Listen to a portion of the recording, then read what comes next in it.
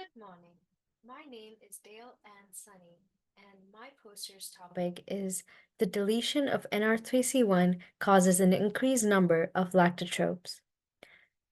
So Nr3c1 is the gene for the glucocorticoid receptor, which acts as a transcription factor that binds to glucocorticoid response elements in the promoters of glucocorticoid responsive genes to activate their transcription. Prolactin is a hormone that is synthesized in and secreted in the anterior pituitary gland by lactotropes, which are specialized cells. Prolactin is also responsible for lactation and certain breast tissue development, and this also contributes to hundreds of other bodily processes.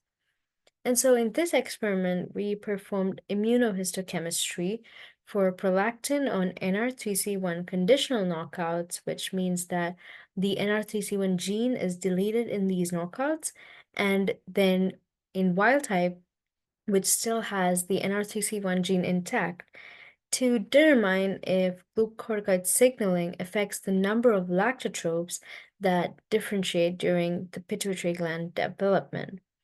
And the main goal of this project was to see the role of glucocorticoid receptors in sulfate.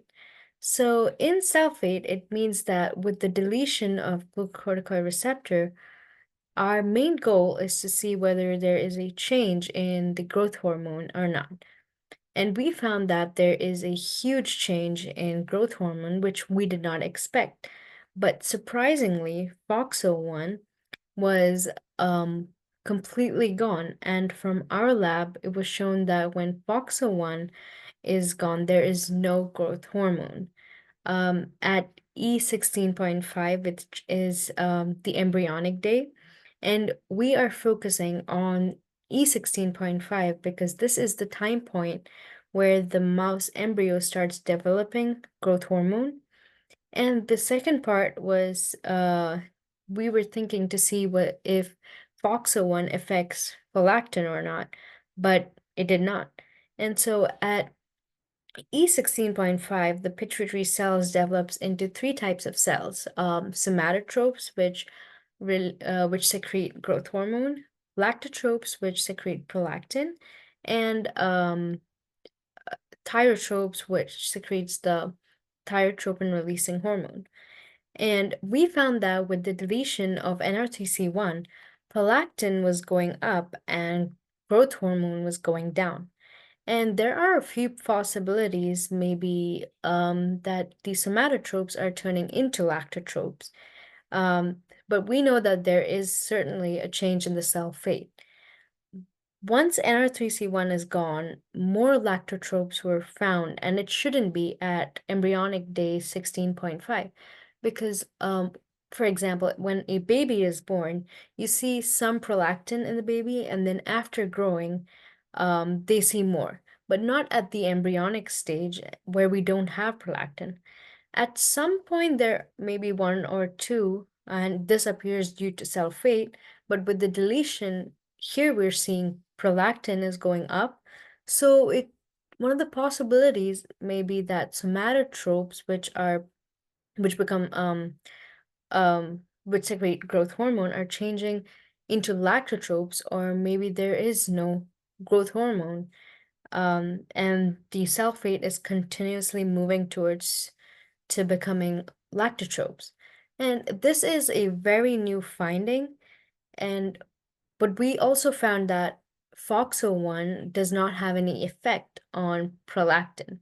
And with the Nr3c1 deletion, FOXO1 is gone and it is affecting growth hormone, which is our hypothesis with our previous research.